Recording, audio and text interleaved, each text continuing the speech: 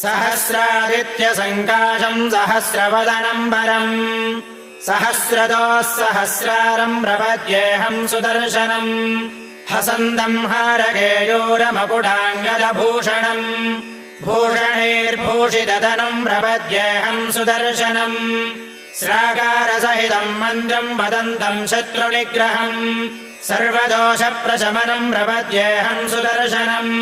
रणत्किङ्किणिजालेन राक्षसानाम् भयावहम् दीप्तकेशम् विरूपाक्षम् प्रपद्येऽहम् सुदर्शनम् हुङ्गारभैरवम् भीमम् प्रपन्नार्तिहरम् प्रियम्